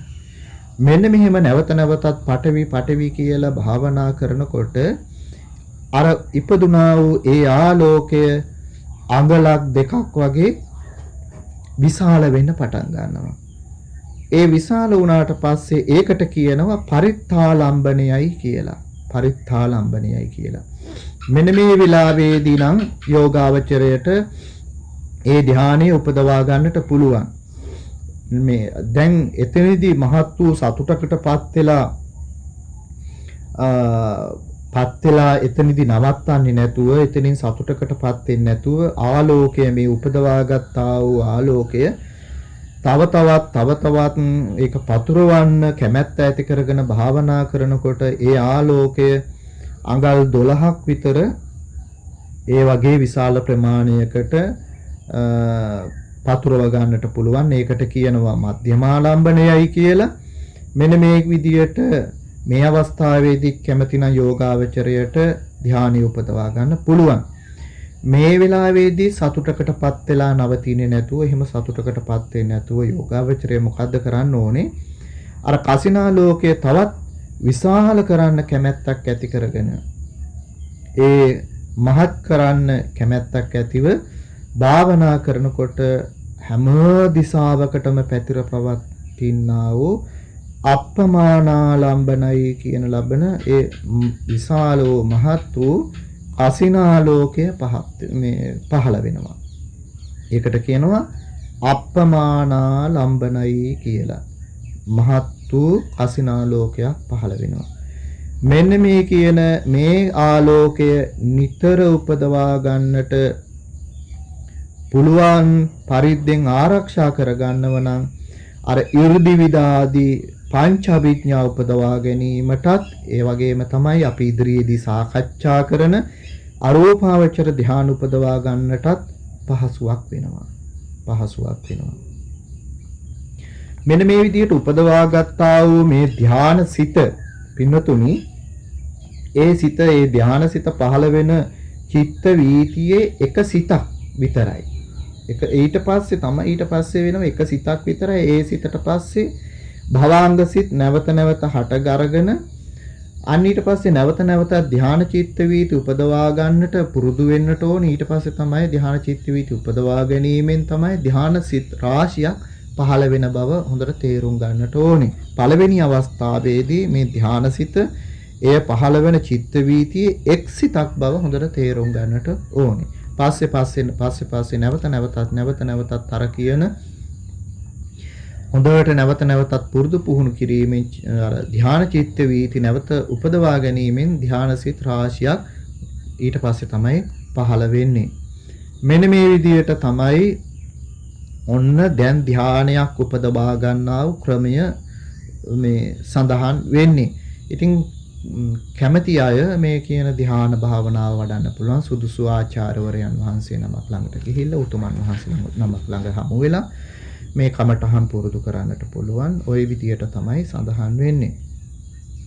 මේ රූපාවචර ධ්‍යාන කුසල් සිත් පහෙන් පළමු ධ්‍යාන සිත් 4 සෝමනස්ස සහගත සිත් වෙනවා. පස්වෙනි ධ්‍යාන සිත උපේක්ඛා සහගත වෙනවා. ඒ වගේම තමයි මේ සිත් සියල්ලම සම්පයුක්ත සිත් වෙනවා. ඒ වගේම සසංකාරික බවකිනුත් යුක්ත වෙනවා. ඔන්න ඒ විදිහට කාරණාව තමයි ඔන්න දැන් අපි අද මේ කාරණා පිළිබඳව විශේෂයෙන් දැනගන්නට තියෙන්නේ. ඉතින් ඊළඟට තියෙන්නේ අපිට ඔන්න රූපාවචර කුසල් සිත් 5 ගැන දැන් කතා කරගෙන ආවා අද ගිය සතියේ. ඊට අදාළ වන මේ කමඨහන මේ ධානයක් වඩන්නේ කොහොමද, ධානයක් ලබන්නේ මොන වගේ අයද කියන කාරණාව තමයි අද කතා කළේ. ඊළඟට අපිට අද තියෙන්නේ රූපාවචර විපාක සිත් 5. දැන් රූපාවචර විපාක සිත් 5 පේන ඇති හැම දිනාටම මේ අපි සඳහන් කරලා තියෙනවා. ඒ වගේම තමයි දැන් ඔබට මේ දකින්නත් පුළුවන් රූපාවචර විපාක සිත් 5 ඒක අපි හඳුනා ගනිමු ඉස්සර වෙලා විතක්ක විචාර පීති සුඛ ඒකාග්‍රතා සහිත පඨම ඥාන විපාක සිත විචාර පීති සුඛ ඒකාග්‍රතා සහිත ဒုတိ ය ඥාන විපාක සිත පීති සුඛ ඒකාග්‍රතා සහිත තතිය ඥාන විපාක සිත සුඛ ඒකාග්‍රතා සහිත චතුර්ථ ධ්‍යාන විපාක සිත සහ උපේක්ඛා ඒකාග්‍රතා සහිත පංචම ධ්‍යාන විපාක සිත. ඔන්න ඔය විදිහට තමයි විපාක සිත් 5 සඳහන් වෙන්නේ. මේකේ වෙනසක් නැහැ. අර කුසල් සිත් 5 වගේමයි රූපාවචර කුසල් සිත් 5 වගේමයි. මෙතන වෙනසක් වෙලා තියෙන්නේ අවසානයේට විපාක සිත කියලා යෙදෙනවා. මේ රූපාවචර විපාක සිත් 5 රූපාවචර කුසල් සිත් 5ට සමානයිනේ. නැවත අලුතෙන් ඒක හිතන්න දෙයක් නැහැ. මේකේ දැන් පහසුයි. අර කුසල් සිත් 5 හොඳට හඳුනාගත්ත කෙනාට මේ 5 හොඳට මතක තියෙනවා. රූපාවචර ධාන කුසල් සිත් උපදවාගෙන ඒ ධානයෙන් නොපිරිහිලා චුත වීමක් ඇති වුණා නම් ඒ ධානයට සුදුසු වෙච්ච රූපාවචර බ්‍රහ්ම ලෝකයක අන්න ඔහුගේ පහළවීමත් සමගම මෙන්න මේ ඉගෙන ගත්තා වූ මේ දැනගත්තා වූ මේ රූපාවචර විපාක සිත් වලින් එකක් ප්‍රතිසන්දිසිත වශයෙන් උපදිනවා. ප්‍රතිසන්දිසිත වශයෙන් උපදිනවා. හැබැයි මේ ප්‍රතිසන්දිසිත වශයෙන් උපදින්නේ මෙන්න මේ කියන මේ අපි ඉගෙන ගත්තා වූ මෙන්න මේ දැනගත්තා වූ රූපාවචර විපාක සිත් වලින් එකක් තමයි ප්‍රතිසන්දිසිත වශයෙන් උපදින්නේ. හැබැයි එකක් අපි මතක තියාගන්න ඕන අර උපදවා ගත්තා වූ අර රූපාවචර ධාන කුසල් සිත් උපදවාගෙන ඒ ධානයන් නොපිරිහි තියෙන්න ඕන. මිය යනකොට නොපිරිහි තිබුණාට පස්සේ අන්නේ ධානයට සුදුසු වෙච්ච ආකාරයෙන් ඒ රූපාවචර බ්‍රහ්ම ලෝකයක ඔහුගේ පහළවීම සිදු වෙනවා. අන්නේ පහළවීම සිදු වෙනකොට තමයි මේ දැන් දැනගන්නා වූ මේ රූපාවචර විපාක සිත් වලින් එකක් ප්‍රතිසන්දිසිත වශයෙන් උපදින්නේ. අන්නේ ප්‍රතිසන්දිසිත වශයෙන් ඉපදුනාට පස්සේ ඒකට පස්සේ එම භවයේ භවාංග සිතත් ඒ වගේම තමයි චුතිසිතත් මෙන්න මේ සඳහන් වෙන මේ විපාක සිතක්ම වෙනවා. මේ මෙන්න මේ කියන විපාක සිත් පහෙන් එකක්ම වෙනවා. ඊට අනුරූපව ඉපදුනාට පස්සේ මේ විදිහට එක් ධාන සිතකට එක් විපාක සිත බැගින් තියෙනවා. දැන් විතර දැන් ධාන සිත් පහක් තිබ්බ. දැන් විපාක සිතුත් කීයක් තියෙනවද? පහක් තියෙනවා. විපාක සිත් පහක් තියෙනවා. මෙන්න මේ විපාක සිත් පහක් තියෙන බව දැන් අපි දන්නවා. වේදනාදී ભેදයෙන් ගත්තාම මේ සිත් පහත් මේ දැන් අපි දැනගත්තු සිත් පහත් කුසල් සිත්වල කිව්ව පරිදිමයි. ඔය කාරණය තමයි විපාක සිත්වල ඊට වඩා විස්තරයක් ඉතින් කරන්න දෙයක් නැහැ. අර මේ ධානයට ඒ කියන්නේ රූපාවචර ධාන කුසල් සිත් උපදවා ගත්තට පස්සේ ඊට අනුරූපවම තමයි මෙන්න මේ විපාක සිත් ඇති වෙන්නේ. ඒ කාරණය තමයි අපිට විපාක සිත් පිළිබඳව දැනගන්න තියෙන්නේ. ඊළඟට තියෙන්නේ රූපාවචර ක්‍රියාසිත ගැන කතා කරන්නනේ. රූපාවචර ක්‍රියාසිත. රූපාවචර ක්‍රියාසිත තියෙනවා ඒ පහක් තියෙනවා. රූපාවචර ක්‍රියාසිත පහක් තියෙනවා. ඒකත් අපි දැන් ඔන්න මේ මෙන්න මේ විදිහට දැන් අපි මේ සඳහන් කරලා තිබ්බට රූපාවචර විපාකසිත රූපාවචර ක්‍රියාසිත එක්තනදී විපාකසිත කියනකොට විපාක කියන කොටස දා ගන්න ඕනේ. ක්‍රියාසිත කියනකොට ක්‍රියාසිත කියන කොටස දා ගන්න ඕනේ. දැන් පින්වත් පිරිසට පේනවා දැන් මෙන්න මේ ටික දක ගන්න පුළුවන්. එතනදී තියෙනවා විතක්ක විචාර පීති සුඛ ඒකාග්‍රතා සහිත පඨම ඥාන ක්‍රියාසිත. විචාර පීති සුඛ ඒකාග්‍රතා සහිත ဒုတိ ය ඥාන ක්‍රියාසිත. ප්‍රීති සුඛ ඒකාග්‍රතා සහිත තතිය ඥාන ක්‍රියාසිත. සහ සුඛ ඒකාග්‍රතා සහිත චතුර්ථ ඥාන ක්‍රියාසිත. උපේක්ඛා ඒකාග්‍රතා සහිත පංචම ඥාන ක්‍රියාසිත කියලා ඔන්න ක්‍රියාසිත පහකුත් තියෙනවා. එතනදිත් වෙනස් වෙන්නේ අරට අනුරූපවමයි සිත විස්තර වෙන්නේ. ක්‍රියාසිත කියලා යෙදෙනවනේ. ක්‍රියාසිත කියලා යෙදෙනවා. ඔන්නෝක තමයි එතනදී වෙනසක් විදියට තියෙන්නේ. රූපාවචර ධානසිත පහ ඇති වෙන්නේ දැන් අපි කලිනුත්තර ක්‍රියාසිත ඉගෙන ගන්නකොට කාමාවචර ක්‍රියාසිත ඉගෙන ගන්නකොට මේ වගේ මීට අදාළ කාරණා දැනගත්තා. පින්වත් පිරිසට මතක ඇති. මෙතනදී කියන්න තියෙන්නේ ඒ වගේම දෙයක් තමයි රූපාවචර ධානසිත පහ රහත් වෙච්ච නැති රහත් නොවුණු පුද්ගලයන්ට ඇති වුණාට පස්සේ කුසල් සිත් කියලා කියනවා. රහත් නොවුණු පුද්ගලයන්ට ඇති වුණාට පස්සේ අර රූපාවචර ධානසිත ඒවට කියනවා කුසල් සිත් කියලා. දැන් ඊට පස්සේ රහතන් වහන්සේලාට ඇති වුණාට පස්සේ ඒ සිත්වලට කියනවා ක්‍රියාසිත කියලා. ක්‍රියාසිත කියලා. මේ ක්‍රියාසිත වල වේදනා ආදී මේ ભેදයන් පෙර සිත්වල විදියමයි වෙන 아무තු දෙයක් කියන දෙයක් නැහැ. රහතන් වහන්සේලා එතකොට මේ රූපාවචර ධානසිත උපදවා ගන්නේ තමන් වහන්සේලාගේ විවේක සැපය පිණිසමයි. විවේක සැපය පිණිසමයි. ඒ වගේම තමයි මේ රූපාවචර ධාන මේ විදියට උපදවා ගත්තට පස්සේ අරූපාවචර ධාන ටිකත් උන්වහන්සේලා රහතන් වහන්සේලා උපදවා ගන්නවා. ඒ උපදවා ගන්නේ අෂ්ට සමාපත්තිලාභී වෙන්න. මොකක් වෙන්නද?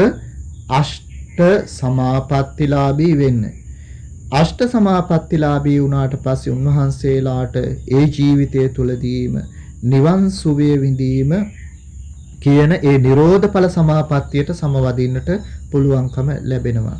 අන නිරෝධ ඵල සමාපත්තියට සමවැදීම පිණිස නිවන් සුවය ඉහතාත්මයෙහිදීම නිවන් සුවය විඳීම පිණිස මෙන්න මේ කියන රූපාවචර ධානයන් ඒ වගේම තමයි ඊට පස්සේ උපදවා ගන්නට අවශ්‍ය වෙන අරූප ධානයන් උපදවා ගන්නට අවශ්‍ය වෙනවා. එතන අෂ්ට සමාපත්තිලාභී වුණාට පස්සේ තමයි අර නිරෝධ ඵල සමාපත්තියට සමවදින්නට පුළුවන්කම ලැබෙන්නේ. ඒ නිසා රහතන් වහන්සේලා මෙන්න මේ කියන ධාන සිත් උපද්දවා ගන්නවා. ඒ උපද්දවා ගන්නා වූ සිත් වලට තමයි කියන්නේ ක්‍රියා සිත් කියලා. රූපාවචර ක්‍රියාසිත කියලා. එහෙනම් මේ රූපාවචර ක්‍රියාසිත පහ ඇති වෙන්නේ රහතන් වහන්සේලාට. උන්වහන්සේලාට ඉතින් රහතන් වහන්සේලාට මතු භවයක් නැති නිසා විපාක ශක්තියක් නැති නිසා ධ්‍යාන ක්‍රියාසිතම රහතන් වහන්සේලාට උපදිනවා. මතු භවයක් නැති නිසාත් ඒ වගේම තමයි විපාක ශක්තියක් නැති මේ ධ්‍යාන ක්‍රියාසිතම රහතන් වහන්සේලාට උපදිනවා. මෙන්න මේ විදිහට තමයි ක්‍රියාසිත පහක් ගැන සඳහන් කරන්නේ. මේ රූපාවචර දැන් අපි මෙතෙක් සාකච්ඡා කරපු රූපාවචර ධ්‍යාන පහ ලැබපු යෝගාවචරය අර පස්වෙනි ධ්‍යානය අර කලින් කියපු ආකාරයට පංච වශීතාවයෙන් පුරුදු කරගත්තට පස්සේ පංච අභිඥාවන් උපදවා ගන්නට පුළුවන්කම ලැබෙනවා. මේ උපදවා ගන්නා වූ පංච අභිඥාවන් අර පංචම ධානයාගේම ආනිසංස බවට පත් වෙනවා. පංචම ධානයාගේ ආනිසංසම තමයි පංච අභිඥාවෝ කියලා කියන්නේ. පංච අභිඥා කියලා කියනකොට අපි මේක එකින් එක අද විස්තර කරන්නේ නැහැ.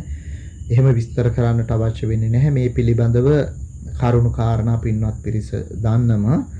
ඉතින් පංචඅභිඥා තමයි 이르දි විද ඥානය, පරිචිත්ත විඥානන ඥානය, පුබ්බේ නිවාසානුස්සති ඥානය, දිබ්බ චක්කු ඥානය, දිබ්බ සෝත ඥානය කියන අභිඥා පහට කියනවා පංචඅභිඥා පහ කියලා. මේව උපදවා ගන්න විශේෂිත පුද්ගලයෝ ඉන්නවා. ඉතින් මේවා මේ උපදවා ගන්නට නම් අන්න පංචම ධානය උපදවාගෙන තියෙන්නට ඕනේ. ඊට පස්සේ තමයි පංච අභිඥා උපදවා ගන්නට පුළුවන්කම ලැබෙන්නේ. ඔය කියන කාරණා ටික තමයි අද අපිට කතා කරන්න තියෙන්නේ නේ. රූපාවචර ධාන සිත් 15 එහෙනම් ඔන්න මේ වෙනකොට අපිට ඉවර කරලා අපිට අද තියෙන අලුත් පාඩමක් ඊළඟට අපි ඒක ගැනත් අපි දීර්ඝ ටික වෙලාවක් තව ගන්න නිසා කතා කරමු. ඊළඟට තියෙන්නේ අපි දැන් රූපාවචර සිත් කතා කරාට පස්සේ තියෙන්නේ මොකද්ද? අරූපාවචර සිත් ගැනනේ. අරූපාවචර සිත් ගැන කතා කරන්න. අරූපාවචර සිත් තියෙනවා 12. අරූපාවචර සිත් කීයක් තියෙනවද? 12යි. රූපාවචර සිත් 12ක් තියෙනවා. ඔය අරූපාවචර සිත් ගැන ඔන්න දැන් අපි අද ටිකක් දැනගනිමු. රූපාවචර සිත් 15 ගැන කතා කරලා ඉවරයි. දැන් මේ කතා කරන සිත් වලට කියන වචනයක් තියෙනවා. මොකක්ද ඒ වචනය? මහග්ගත සිත්. මොකක්ද? මහග්ගත සිත්. අරූපාවචර සිත් 15 ගැන අපි දැන් අරූපාවචර සිත් 12යි 15ක් නෙමෙයි. කීයක්ද? 12යි. අරූපාවචර සිත් 12යි.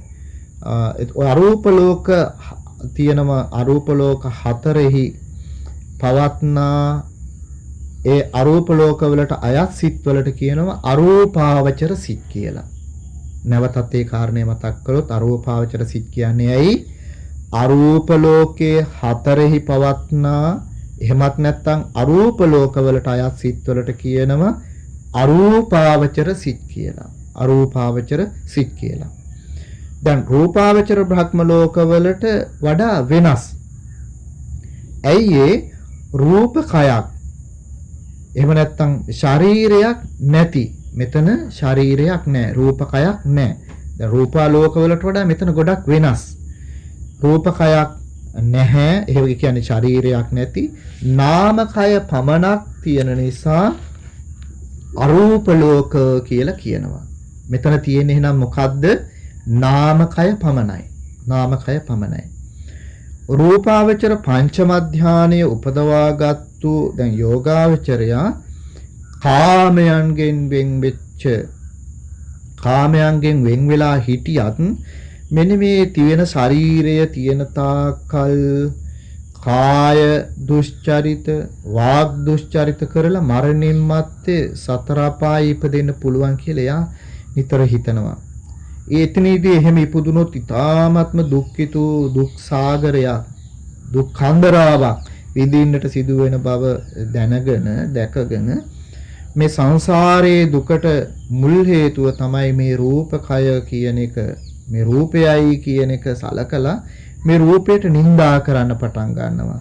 ඉතින් නින්දා කරලා බලනවා මීට වඩා හොඳ තැනක් තියෙනවද මේ රූපය නැතුව රූපයක් නැති අරූප භවයක් ලබන්න තියෙනවා නම් හොඳයි කියලා එයා කල්පනා කරනවා. මේ රූපය තියෙනකොට කාය දුස්චරිත වාග් දුස්චරිතයන් කරලා මරණින් පස්සේ සතර අපාය ඉපදෙන්න පුළුවන් කියලා. එහෙම ඉපදෙන්නේ මෙන්න මේ රූපයක් තියෙන නිසා.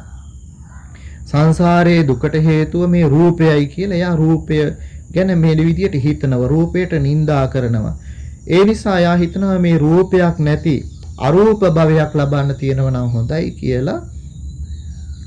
රූපය මේ ලබාගත්තා වූ තියෙන රූපය අත්හරින්න භාවනා කරලා මෙන්න මේ අරූප ධානසිත උපදවා ගන්නට උත්සාහවත් වෙනවා.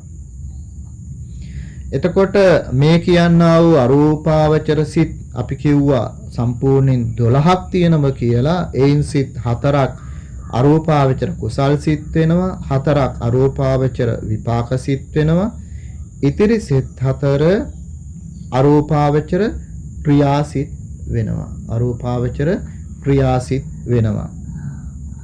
මෙන්න මේ අරූපාවචර සිත් 12ත් රූපාවචර සිත් 15ත් කියන මෙතෙක් කතා කරපු රූපාවචර සිත් 15ත් දැන් මේ කතා අද ඉඳලා කතා කරන මේ අද දවසේ සාකච්ඡා කරන මේ රූපාවචර අරූපාවචර සිත් 12ත් කියන වලට මේ සිත් 27ට කියනවා මහග්ගත සිත් කියලා. මහග්ගත සිත් කියලා. ඔන්න ඔය විදිහට තමයි අපිට මුලින් මේ කාරණාව පිළිබඳව දැනගන්න තියෙන්නේ. ඊළඟට අපි ඔය කට්ටියට දැන් පේනවා ඇති අරූපාවචර සිත් 4 අපි දැන් මේ දාලා තියෙන්නේ. ඔන්න ඔය අරූපාවචර සිත් අපි ඉස්සර වෙලාම හඳුනා ගත්තොත් ආකාශානං ඡායතන කුසල්සිත, විඥානං ඡායතන කුසල්සිත, ආකින්චඤ්ඤායතන කුසල්සිත සහ නේව සංඥා නා සංඥායතන කුසල්සිත. නැවතත් ඒ කාරණය මතක් කළොත් ආකාසානං ඡායතන කුසල්සිත, විඥානං ඡායතන කුසල්සිත, ආකින්චඤ්ඤායතන කුසල්සිත සහ නේව සංඥා නා සංඥායතන කුසල්සිත. ওই විදියට තමයි අරූපාවචර කුසල්සිත 4 පැහැදිලි කරන්නට පුළුවන්කම ලැබෙන්නේ. දැන් පින්වත් හැමදෙනාටම මේ කාරණාව පේනවා, පැහැදිලි වෙනවා. රූපාවචර දැන් අපි ඉගෙන ගත්තනේ ප්‍රථම ධානය, දෙවෙනි ධානය, තුන්වෙනි ධානය, හතරවෙනි ධානය, පංචම ධානය කියලා ධාන පහක් ගැන අපි ඉගෙන ගත්තා. අර ඉගෙන ගත්තා වූ රූපාවචර පංචම ධානයට පසුව උපදවාගත් මෙන්න මේ කියන අරූපාවචර සිත් සියල්ලක්ම අර විදියටම උපේක්ඛා ඒකාග්‍රතා කියන ධානාංග දෙකෙන් යුක්ත වන නිසා පංචම ධාන ගණයටම ගන්නවා. පංචම ධාන ගණයටම ගන්නවා. ඒ නිසා මෙතනදි ගන්නේ අර කියන විදියටම පංචම ධාන ගණයටමයි. ඔන්න ඔය විදියට තමයි ඒ කාරණාව පැහැදිලි කරන්න තියෙන්නේ. දැන් අපි මෙතන ඉඳලා මේ ආකාසානං ඡායතන, විඥානං ඡායතන, ආකින්චඤ්ඤායතන, නේව සංඥා නා සංඥායතන කියන මේ සිත් පිළිබඳව යම් හඳුනා ගැනීමක්, යම් පැහැදිලි කිරීමක් කරගත්තොත් කොහොමද මේ අරූප ධාන 4 ඉපදෙන්නේ කියලා යම් පැහැදිලි කර ගැනීමක් කරොත් ඊට කලින් පින්නතුනි දැන් මෙතනදී තියෙනවා අපි කියවනේ මේ ධාන තල 4ක් තියෙනවා. ධාන තල 4ක්. ඒ කියන්නේ ප්‍රථම ධාන ඒ කියන්නේ මේ ධාන 4 ආකාසානං ඡායතන, විඥානං ඡායතන, ආකින්චඤ්ඤායතන, නේව සංඥා නා සංඥායතන කියන 4. ඔය 4 තමයි ගිහිලා මේ අය උපදින්නේ. ආකාසානං ඡායතනයේ මහා කල්ප 20000ක් වෙනවා. විඥානං ඡායතනයේ මහා කල්ප 40000ක් වෙනවා. ආකින්චඤ්ඤායතනයේ මහා කල්ප 60000ක් වෙනවා. නේව සංඥා නා සංඥායතනයේ මහා කල්ප 84000ක් වෙනවා. ওই විදියට තමයි මේ ධාන සිත් උපදවාගත් අය ගිහිල්ලා උපදින්නේ. ඔය ආකාශානං ඡායතන කුසල් සිත් කියන මෙන්න මේ පළවෙනි අරූපාවචර ධානය උපදවා ගන්න කැමැති යෝගාවචරයා අර උපදවා ගත්තා වූ ඒ රූපයේ තියෙනා වූ මේ රූපේ මේ දෝෂයන් දකිනවා. මේ ශරීරය ඊ타ත්ම දුකසේ පෝෂණය කරන්න තියෙන දෙයක්. මේ ශරීරයට තමයි රෝග හැදෙන්නේ, ලෙඩ වෙන්නේ, දිරන්නේ. ඒ වගේම තමයි සතුරු කරදර ඇති වෙන්නේ, සර්පයන්ගෙන් කරදර ඇති වෙන්නේ, නොයෙක් අතුරු ආන්තරාව ඇති වෙන්නේ මේ රූපයට තමයි කියලා එයා කල්පනා කරනවා. මේ නොයෙක් ආදීනමයන් දකින්න. ඊට පස්සේ මේ රූපයට පිළිකුල් කරන්න පටන් ගන්නවා. ඊළඟට තමයි අර රූපාවචර ධානය උපදවා ගන්නා වූ ඒ මේ අර කසින මණ්ඩලයේ පැතිර පැවතුනා වූ ඒ කසිනාලෝකය ඒ රූප ක්ලේශයන්ගේ විස්කම්බනේ ප්‍රහාණයට උපකාර වූ ප්‍රනීත රූපයක් වුණත් මේ ශරීරයෙන් ආලෝක රූපය දුකට හේතු නොවන්නේ කියන්නේ හේතුවක් නොවුණත් රූප වශයෙන් සමාන නිසා මේ කසිනාලෝක රූපයත් ශරීරය වගේම බය උපදවනවයි කියලා ඒ ගැනත් හිතනවා. අර උපදවා ගත්තා වූ කලින් උපදවා ගත්තා වූ කසිනාලෝකයත් මේ ශරීරය වගේම බයක් උපදවන්න පුළුවන් කියලා ඒ කසිනාලෝකය ගැනත් දැන් එයාට රසවත් නැහැ. මෙන්න මේ විදිහට හිතලා භාවනාව දැන් ඔන්න පටන් ගන්නවා. කසිනාලෝකය කියන්නේ අර උපදවා ගත්තා වූ රූපාවචර ඒ ධාන වලින් උපදවා ගත්තා වූ කසිනාලෝකය කැමැතිතා ප්‍රදේශයක පතුරවලා අනේ ප්‍රදේශයේ සම්පූර්ණයෙන්ම කසිනාලෝකයෙන් පැතිර ගියාට පස්සේ මෙයා හිතනව මෙන්න මේ විදියට කොහොමද දැන් මම භාවනාව කරන්න කලින් මේ භාවනාවට කලින් මේ ආකාශයේ තිබුණු චන්ද්‍රයා ඒ කියන්නේ හඳ තාරක ආදී රූප ආදී හොඳින් විද්‍යමාන වුණා පේන පටන් ගත්තා. නමුත් දැන් මෙන්න මේ උපදවා ගත්තා වූ මේ කසිනය නිසා මේ කසින ඇති වුණා වූ මේ ආලෝකය නිසා තාරක ආදී මේ වැහිලා ගිහිල්ලා ඒ නිසා ඒ කසිනාලෝකේ උපදවා ගත්තා වූ මේ කසිනාලෝකේ කැමැත්ත දුරු කරලා අර කලින් තිබුණා වූ ඒ තාරකාදී චන්ද්‍රයාදී දකින්නට කැමැත්තක් ආදී රූපය දකින්නට කැමැත්ත උපදවාගෙන ඒ කසිනාලෝකයේ එක් ප්‍රදේශයකින් හරියට අර ජනෙල් කවුලුවක් විවෘත කරා වගේ අතුරුදහන් වෙන්න පටන් ගන්නවා. ඇයි අර මේ කසිනාලෝකයට එහා ගිහිපු කසිනාලෝකය නැතුව අර යම්කිසි අර මෙතෙක් දැකපු තාරකාදී රූප දකින්නට කැමැත්තක් ඉපදුන නිසා අර කසිනාලෝකයේ පැත්තකින් අයින් වෙලා හරියට කියනවා ජනේල කවුලුවක් විවෘත කළා වගේ කියලා. අතුරුදහන් වෙලා යන්න පටන් ගන්නවා. මෙන්න මේකට කියනවා කිසුණු ඉගුළු ආකාශය කියලා. මේකට කියනවා කිසුණු ඉගුළු ආකාශය කියලා. ඒ කියන්නේ අර කසිනාලෝකයේ පැත්තකින් පොඩ්ඩක් විවෘත වෙන්න පටන් ගන්නවා. අතුරුදහන් වෙන්න පටන් ගන්නවා. ඊට පස්සේ මෙන්න මේ යෝගාවචරය අර කියන කිසුණු ඉගුළු ඒ ආකාශය ඒක එහෙම නැත්තම් කියනවා කසිනුග්ඝාටි කාමාශය ප්‍රඥාප්තිය අරමුණු කොටගෙන අනන්ත වූ ආකාශය කියලා භාවනා කරන්න පටන් ගන්නවා. මේ අනන්ත වූ ආකාශය කියලා වශයෙන් මෙන්න මේ විදිහට භාවනා කරනකොට ඒ අනන්ත වෙච්ච ආකාශ ප්‍රඥාප්ති අරමුණෙහි සිත එකඟ වෙන්න පටන් ගන්නවා. ටිකෙන් ටික සිත එකඟ උනාට පස්සේ අන්න අර අනන්ත වූ ආකාශය අරමුණු කරගෙන ප්‍රකටම වැටහිලා ඥාන චිත්තය පහළ වීමෙන් පරිකර්මාදී අර මහා කුසල් සිත් හතරට පසුව උපේක්ඛා ඒකග්ගතා කියන ධානාංග දෙකින් යුක්තෝ ආකාසානං ඡායතන කුසල් සිත එක්වරක් ඉපදිලා නිරුද්ධ වීමෙන් නැවත භවංග පතිත වෙනවා. ඔන්න ඔය විදිහට තමයි ආකාසානං ඡායතන කුසල් සිත උපදවා ගන්නෙ. ඊළඟට විඥානං ඡායතන කුසල් සිත කියලා ගැන තමයි අපි දැන් දැනගන්න තියෙන්නේ. ආකාසානං ඡායතන ඒ කුසල් සිත උපදවා ගත්තා වූ ඒ යෝගාවචරයා අර ඒ ධානයත් අර කලින් වගේම පස් ආකාරයෙන් පුරුදු කරන්නට ඕන වශී කරන්නට ඕනේ. එතකොට ඒ සිතෙහි යෙදුණු උපේක්ඛා ඒකාග්‍රතාවය කියන දේ නැවත නැවතත් ප්‍රත්‍යවේක්ෂා කරන්නට ඕනේ. ඒ විදිහට තමයි මේ ඒ ධානාංගය පුරුදු කරන්නේ. ඊට පස්සේ ඒ ආකාසානං ඡායතන කුසල් සිත උපදවාගත් සිත රූපාවචර දැන් පංචම ධානය සිතට ආසන්න නිසා කසිනාලෝක නැමැති මේ රූපය පතුරවන ලද ආකාශයේහි මේ ධානය ලැබූ නිසා ඒක ප්‍රණීත නැහැ කියලා දැන් යෝගාවචරයේ හිතනවා. ඒක දැන් ප්‍රණීත වෙන්නේ නැහැ කියලා හිතනවා. අර පංචම ධානයට රූපාවචර පංචම ධානයට ආකාසානං ඡායතන ධානය ළඟයි. ඒ නිසා ඊටත් වඩා ප්‍රණීත මේක ප්‍රණීත නැහැ. ඊටත් වඩා එහි තියෙන ඒ ධානයට තියෙන කැමැත්ත ඇතහැරලා මේ ධානය තියෙනට වඩා විඥානං ඡායතන ධානය උපදවා ගන්න ඊට වඩා ප්‍රණීතෝ විඥානං ඡායතන ධානය උපදවා ගන්න කැමැතිව භාවනාව පටන් ගන්නවා. අර ආකාසානං ඡායතනයට වඩා මේ විඥානං ඡායතනය මේ කියන ධානය ප්‍රණීතයි ඒක හොඳයි. අර රූපාවචර පංචම ධානයට ආසන්නයි.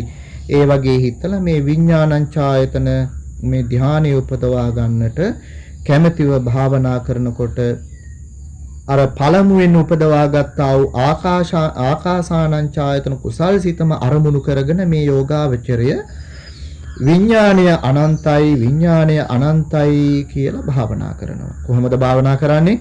විඥාණය අනන්තයි කියලා. හැබැයි භාවනා කරන්නේ අර කලින් උපදවා ගත්තා වූ අරූපාවචර ආකාසානං ඡායතන කුසල් සිතම තමයි මෙතනදී අරමුණු කරන්නේ. ඒක අරමුණු කරගෙන තමයි මේ විඥානය අනන්තයි කියලා භාවනා කරන්නේ. මෙන්න මෙහෙම භාවනා කරගෙන යනකොට මේ අනන්ත වෙච්ච විඥානසිත ප්‍රකටව වැටහිලා ධාන චිත්ත වීතිය පහළ වෙලා පරිකර්මාදී අර කුසල් සිත් වලට අනතුරුව උපේක්ඛා ඒකාගතා කියන ධානාංග දෙකෙන් යුක්ත විඥානං ඡායතන කුසල් සිත එක්වරක් ඉපදිලා නිරුද්ධ වෙලා නැවත භවාංග පතනය වෙනවා.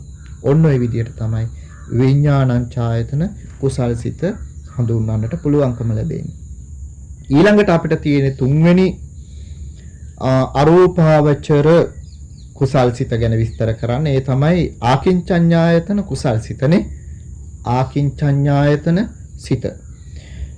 දැන් විඥානං ඡායතන ධානලාභී යෝගාවචරයා ඒ ධානයත් අර පළමු වගේම අර පස් ආකාරයෙන් පුරුදු කරන්නට ඕනේ මෙතනදී. එහෙම පුරුදු කරලා හොඳ වසී භාවයක් ඇති කර ගන්නට ඕනේ. නැවත නැවතත් ඒ ධානයට සමවදින්න පුරුදු වෙනවා. මෙන්න මෙහෙම ධානයට නැවත නැවතත් ඒ ධානයට සමවදිනකොට මෙයාට හිතෙනවා ඒ ධානයේ අරමුණ මේ ඖදාරික ස්වභාවයකින් යුක්තයි. ඒ අර කලින් අත්හරින ලද ආකාසානං ඡායතන කුසල චිත්තේම බව මෙයාට වැටහෙන්න පටන් ගන්නවා. මේ ධානයට මේ විඥානං ඡායතන ධානයට සමවදිනකොට හිතෙනවා මේ ධානය අතර මීට කලින් අත්හැරපු ආකාසානං ඡායතන කුසල් චිත්තේම වගේමයි. ඒකම තමයි කියලා දැනගෙන ඒකටත් වඩා මේ කියන විඥානං ඡායතනයටත් වඩා ප්‍රණීත වූ ආකින්චඤ්ඤායතන ධානයේ උපදවා ගන්නට සිතක් ඇති කර ගන්නවා, කැමැත්තක් ඇති කර ගන්නවා. අන්න එතකොට අර ආකාසානං ඡායතන ධානයේ කිසිවක් නැත කියන ඒ අභාව ප්‍රඥප්තිය අරමුණු කරගෙනම මෙතනදි කරන්නේ මෙතනදිත් ඒ කමඨහනම ආපහු නැවතත් මෙනෙහි කරනවා. මෙතනදි ගන්න කමඨහනේ අරමුණ තමයි කිසිවක් නැත කියන අන්න අරමුණු තමයි අන්නේ කියන අදහස තමයි මෙතනදී ගන්නෙ. අර කලින් උපදවා ගත්තා වූ ආකාසානං ඡායතන ධානයාගේම තමයි කිසිවක් නැත කියන අභාව ප්‍රඥප්තිය ඒ නැති වුණ ස්වභාවය දැන් අරමුණු කරගෙනම මෙතනදී කිසිවක් නැත කියන මෙන්න මේ විදිහට මේ ස්වභාවයෙන් භාවනා කරනකොට අර වගේම කලින් වගේම මෙතනදී ධාන චිත්තය පහළ වෙලා පරිකර්මාදී කුසල් සිත් වලට පස්සේ උපේක්ඛා ඒකාග්‍රතාව කියන ධානාංග දෙකෙන් යුක්ත මේ සිත උපදිනව මොකද්ද? ආකින්චඤ්ඤායතන කුසල් සිත. මේ කියන ආකින්චඤ්ඤායතන කුසල් සිත එක්වරක් ඉපදිලා නිරුද්ධ වීමෙන් පස්සේ අර කලින් වගේම මෙතනදී භවාංග වෙනවා. භවාංග වෙනවා. ඔන්න ඔය විදියට තමයි පින්නතුනි මේ සිත් විස්තර කරන්නට පුළුවන්කම ලැබෙන්නේ. ඉතින් අපි අදට මේ සිත් තුන ඊළඟ සතියේදී අපි නේව සංඥාන ආසඤ්ඤායතන කියන කුසල් සිත විස්තර කරමු. අදට අපි මේ කාලය මේ අද වැඩසටහන නිමාවටපත් කරලා අපිට ඊට පස්සේ තියෙන එක කුසල් සිතයි මේ අරූපාවචර එක කුසල් සිතයි විස්තර කරන්න තියෙන්නේ. අපි ලබන සතියේදී ඒකත් විස්තර කරලා ඊට පස්සේ අරූපාවචර විපාක සිත් හතරත් අරූපාවචර ක්‍රියා සිත් හතරත් ගැන ලබන සදහම් වැඩසටහන තුල සාකච්ඡා කරමු. කාල වේලාවත් නිමාවටපත් වෙන නිසා අදට નિયમિત අද අපි මේ වැඩසටහන ඔන්න නිමාවටපත් කරනවා. ඔන්න දැන් පින්වත් පිරිස අද වෙනකොට දැනගත්තා රූපාවචර සිත් සහ අරූපාවචර සිත් කියන්නේ මොකක්ද කියලා. රූපාවචර සිත් 15ක් තිබුණා. අරූපාවචර සිත් 12ක් තිබුණා. අපි දැන් රූපාවචර සිත් 15ම කතා කරලා දැනගෙන ඉවරයි, ඉගෙනගෙන ඉවරයි. අරූපාවචර සිත් වලත් අරූපාවචර කුසල් සිත් 12න් අරූපාවචර සිත් 12න් අරූපාවචර කුසල් සිත් 4 පිළිබඳව තමයි මේ දැනගෙන සාකච්ඡා කරගෙන ආවේ.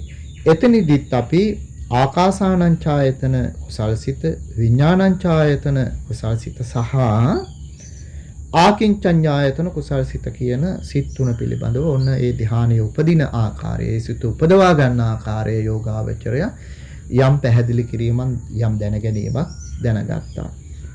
ඉතින් පින්වත් පිරිසට සමහරට ආගන්තුක අලුත් අයට මේ වචන කියනකොට ඉතින් හරි අපහසු ඇති, තේරෙන්නේ නැතුව වගේ ඇති. ඒත් ඉතින් අපි මොනව කරන්නද මේ දහම මුලින් අහපු නැති නිසා සමහර වෙලාවට භාවිතා කරන කම්මැලිකම නිසා අහපු නැති නිසා කියන්නේ ඕනතරම් පූජනීය මහා සංඝරත්නය මේ ධර්මය දේශනා කරනවා කියලා දෙනවා.